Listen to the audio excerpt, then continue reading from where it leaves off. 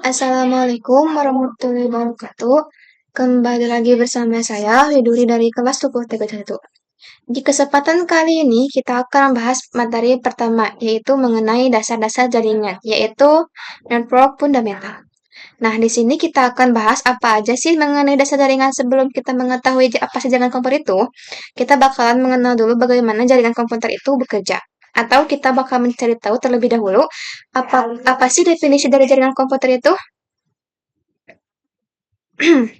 Jadi, dari definisi atau pengertiannya, jaringan komputer adalah suatu sistem yang menghubungkan dua atau lebih perangkat komputer agar dapat saling bertukar data dan informasi. Tujuan utama dari jaringan komputer adalah memungkinkan komunikasi, efisiensi, serta kolaborasi antar perangkat dengan lebih cepat dan efektif. Nah, di dunia digital ini yang sekarang serba canggih itu, pasti penting kita mengetahui bagaimana para device ataupun perangkat-perangkat itu saling terhubung. Nah, di sini kita lihat implementasi jaringan komputer. Nah, pengertian jaringan komputer adalah dua komputer atau lebih yang bisa saling bertukar data dan bertukar informasi. Nah, yang pertama yaitu implementasi bagaimana komputer itu bisa bertukar data, bertukar koneksi, dan bertukar informasi sehingga informasi dari komputer A ke komputer B itu bisa saling terhubung atau bisa saling diketahui. Ketika ada komunikasi di antara keduanya, nah, lalu gimana sih cara keduanya bisa saling terhubung?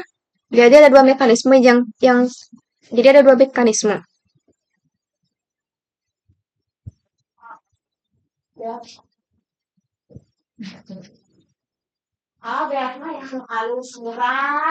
Nah,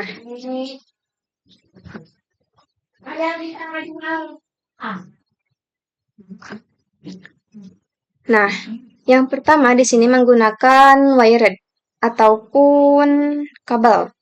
Dan kabel bisa digunakan itu ialah kabel UTP. Kabel UTP. Di mana kabel UTP ini yang sering digunakan adalah media transmisi, yaitu kabelan.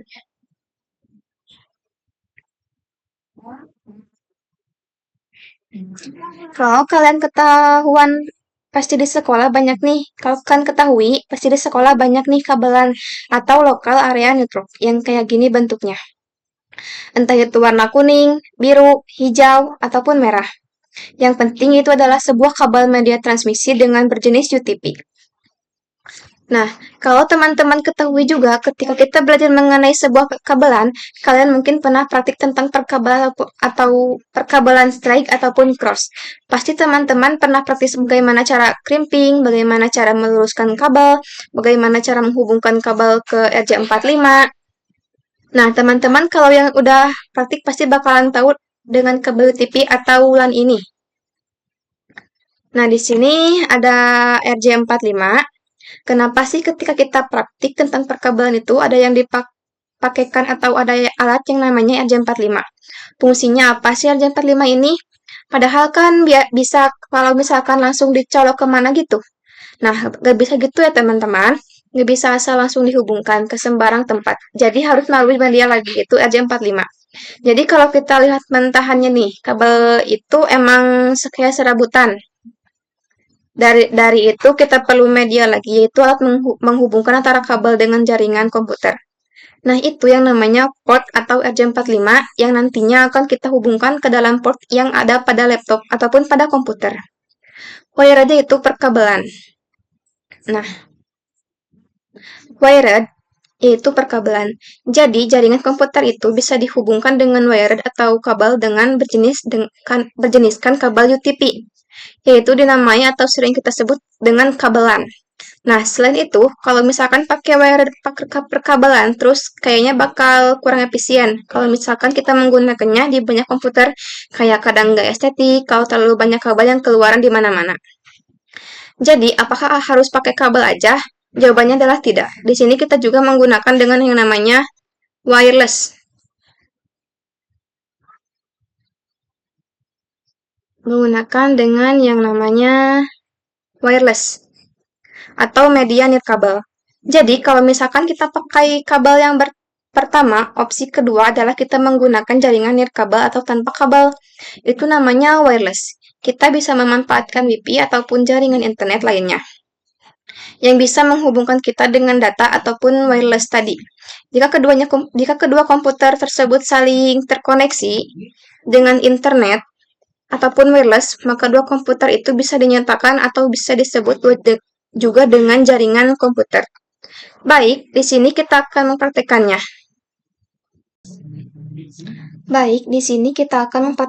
Di sini kita tambahkan satu switch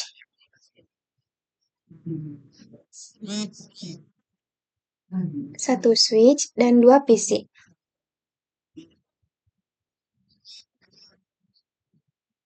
Nah, setelah itu kita sambungkan si PC ini menggunakan kabel. Kita menggunakan kabel automatically cross connection type. Kita sambungkan ke switch-nya.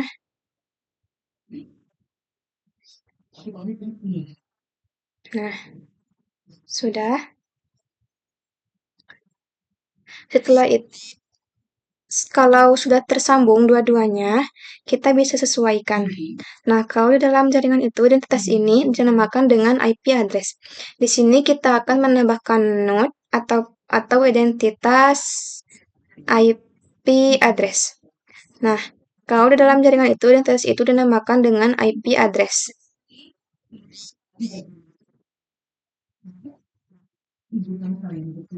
IP address. Dia memarahi desakkannya bersenang-senang di pernikahan saya. Dalam kau di sini.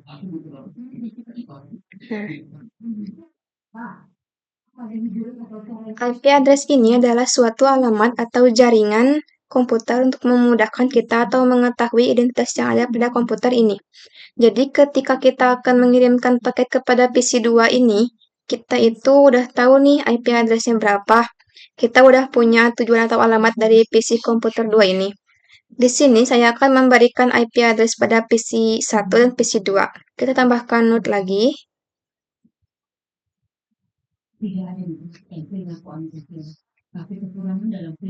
Untuk IP1 misalkan dia mendapatkan IP 192, 168, 1.1.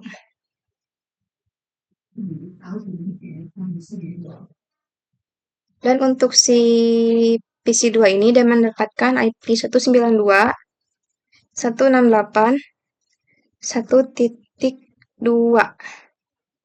Sudah.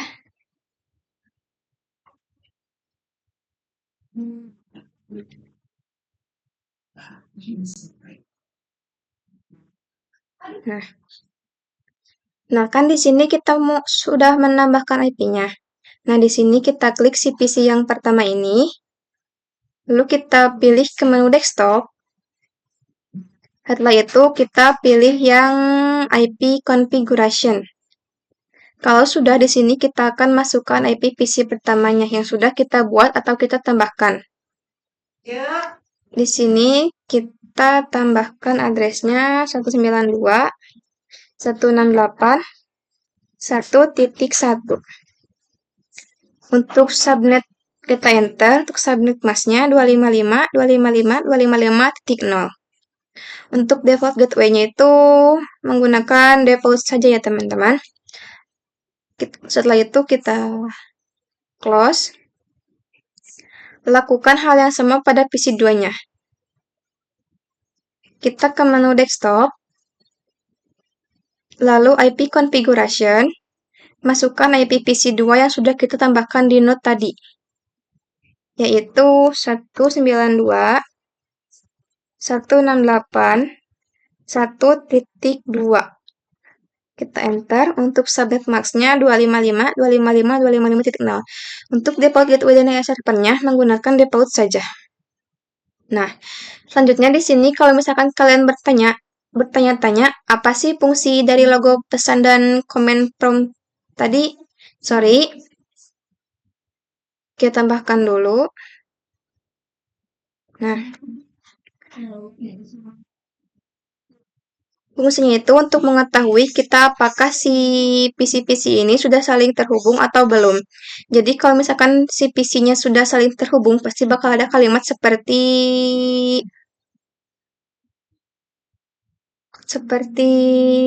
kalimat kayak reply from gitu ya teman-teman. Kalau misalkan belum terhubung, kita coba ping ke alamat IP yang belum ada. Kita coba ping.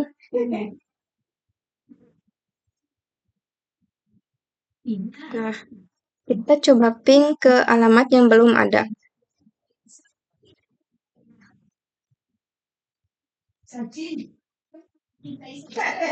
Nah, di sini dipastikan tidak bisa ya teman-teman karena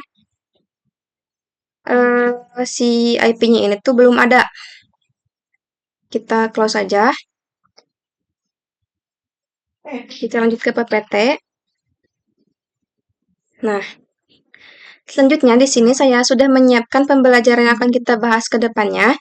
Di sini ada 16 materi, ada network fundamental, terus ada IP address dan subnetting, ada networking models, ada pengenalan dan basic Cisco, ada pengenalan switch, ada VLAN dan trunking, ada menghubungkan antar VLAN, remote access, VLAN trunking protocol, port security, spanning tree protocol, either channel, static routing, dynamic routing, EIGRP, dynamic routing, OSPF, dynamic routing BGP, access control list.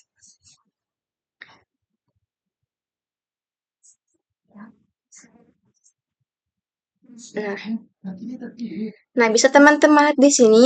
Ini adalah gambar jika kita ingin menghubungkan Cisco secara real device. Oke, di sini saya akan memberikan langkah-langkah untuk mendownload. Sorry.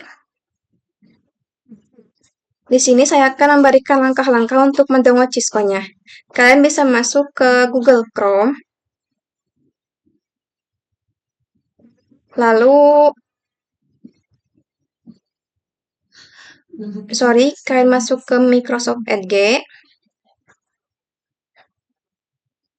Lalu kalian ketik Cisco paket tracer ya guys, yang ini nih.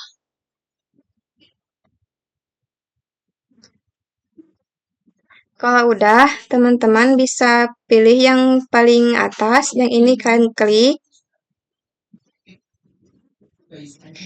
Kita tunggu sampai masuk halamannya. Nah, kalau teman-teman belum login, kalian tinggal pencet yang login. Yang ini ya teman-teman. Kalau belum pernah login, kalian pencet yang sign up.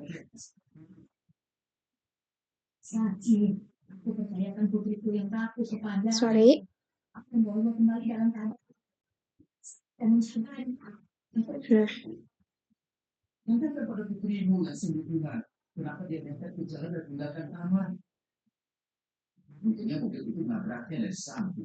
Kalian pencet yang login. Nah, di sini kalian pencet yang sign up. Nah, untuk itu nanti teman-teman di sini masukkan negara Indonesia. Kita pilih dulu terlebih dahulu. Nah, ini.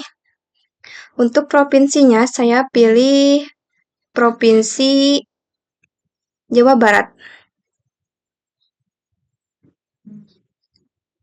Setelah itu untuk tahunnya bisa menggunakan tahun lahir. Misal saya menggunakan yang 2005.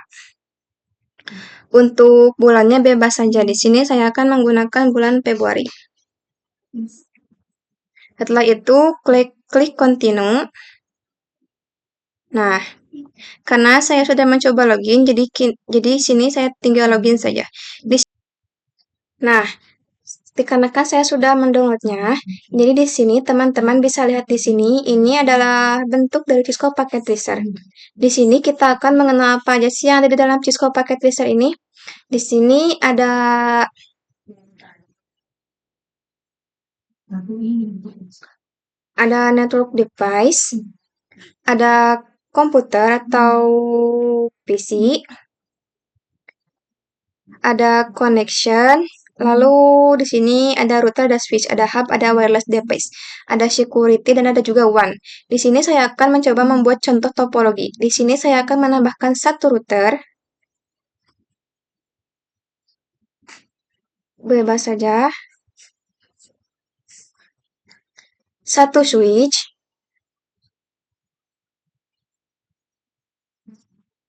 dan satu PC.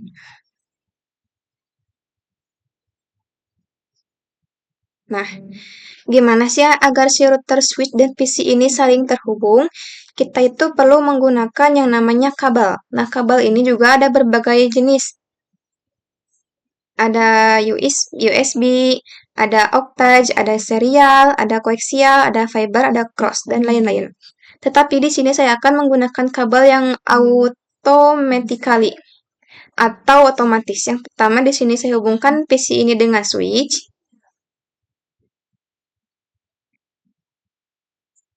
Lalu kita hubungkan switch ini dengan routernya. Nah, kalau udah kita sesuaikan saja.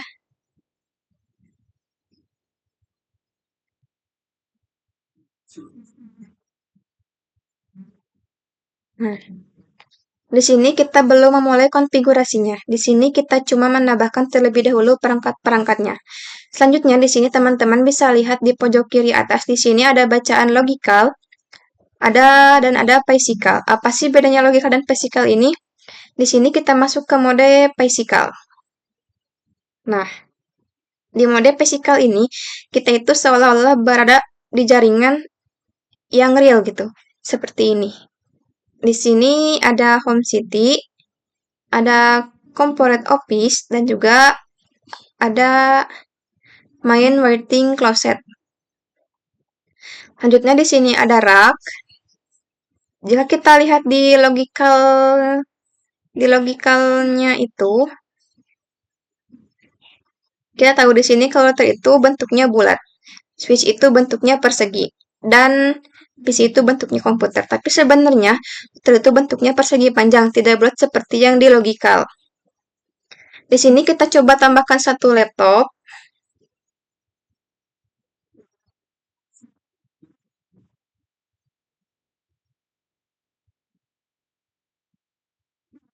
Nah, setelah ke laptop, kita sambungkan ke rak konsol. Sorry.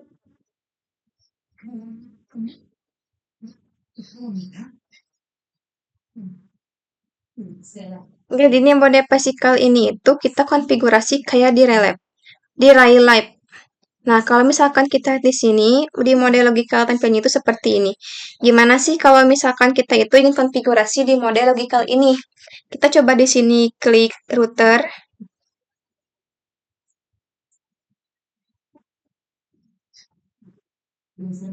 Sorry.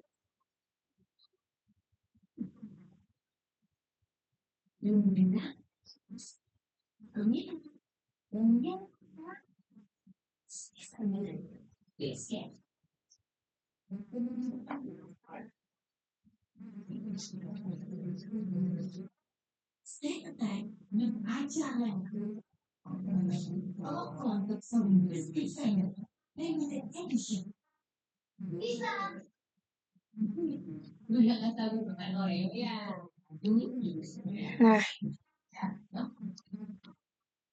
di sini kita coba klik di laptop ini. Kita klik menu desktop. Nah, di sini kita coba klik yang terminal. Jadi caranya itu, kalau kita ingin konfigurasi di menu logical ini, teman-teman bisa klik laptopnya. Kalau pilih yang desktop ini, setelah itu pilih yang terminal. Lalu, oke.